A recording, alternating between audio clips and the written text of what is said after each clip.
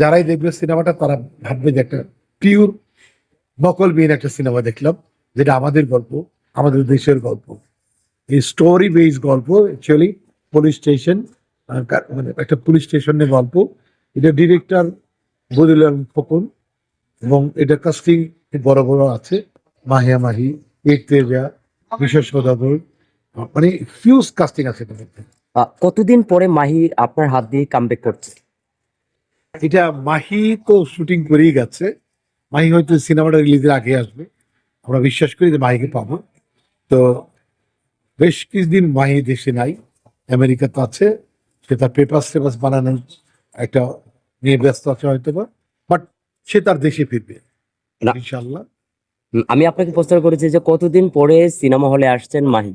অনেকদিন পরে তো এটা আমি গ্যাপ হয়ে গেছে, যদি আপনার কাছে জানি, আপনার সহকর্মী। সেটা আমি ঠিক মতো জানি না, তবে আমার সাথে মাহির একটা সিনেমা আসছিল, অন্ধকার জগৎ। অন্ধকার জগৎ যেটা খুবই আলোচনায় আছে, সেটাও ডিরেক্টর বদিউল আলম খোকন, এবং এটাও তাই। ঈদে তো ঈদে তো বেশ কিছু সিনেমা মুভ করেছে। প্রিন্স আছেন, বেশ কিছু আলোচনা সৃষ্টি আছে, নেগেটিভ পজিটিভ মিলেই কিন্তু সিনেমা। কি বলার আছে? এটা খুবই দুঃখজনক, অত্যন্ত দুঃখজনক। ঈদের মতো দর্শক, যখন ঈদে প্রচুর দর্শক পাওয়া যায়, ঠিক তখনই দর্শক খুব আঘাত পেয়েছে, তারা খুব শক্ট হয়েছে, কারণ দর্শক প্রিয়তা পায় এবং সিনেমা আমরা নিয়ে হাজির হতে পারি নাই।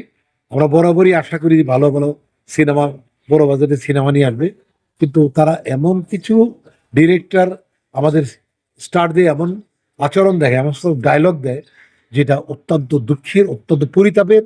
সমাজ নষ্ট হয়ে যাবে বলে মনে হয়, মনে হয় যে আমরা বোধহয় পড়াশোনায় জানি না।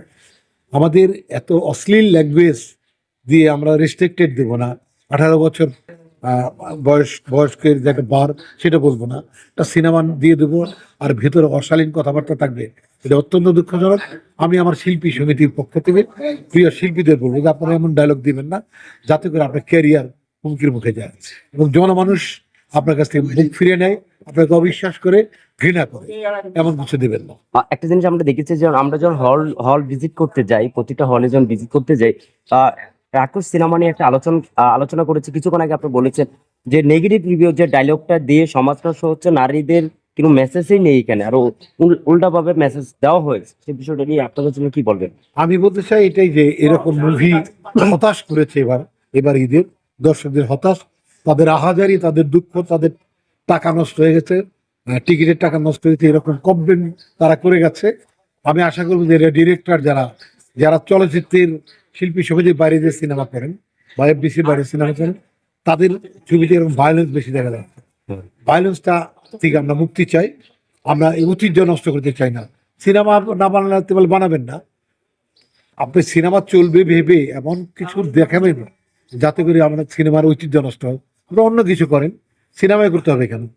ওয়েবে দেখান, সিনেমা চলচ্চিত্র বানিয়ে এরকম মানুষ হতাশ করবেন না, দুঃখ দেবেন না, এবং জাতির বিবেককে নষ্ট করবেন না। এবং শিক্ষিত ছেলেমেয়েরা খুব শক্ত হচ্ছে, কারণ এরকম অশালীন ভাষা সিনেমায় যুক্ত হওয়া উচিত না। আমি তো যে আপনার কাছে একটা প্রশ্ন রাখতে চাই যে প্রিন্স, যেহেতু আমরা দেখেছি আলোচনা সৃষ্টি হয়েছে মনে হয় 6-7 মাস আগে থেকে, যে প্রিন্স আসছেন, ঈদে যখন কামব্যাক করেছে, করার পরে দেখেছি যে একটা হ্যাজব্যান্ড শিকার হয়েছে এই প্রডিউসার। পরবর্তীতে উনি আর সিনেমা বানাবেন না, হলে মুক্তি একদিন চালানোর পরে বন্ধ করে দিয়েছে। এটা একটা হ্যাজব্যান্ডের শিকার হয়েছে। একটা নতুন একটা প্রডিউসার যখন কামব্যাক করে, কি বলবেন? সামনে টল হয়ে যাবে ব্যাপারটা, একটু বাইরে যায় সিনেমার কথা বল আসেন তাহলে। ভাইয়া।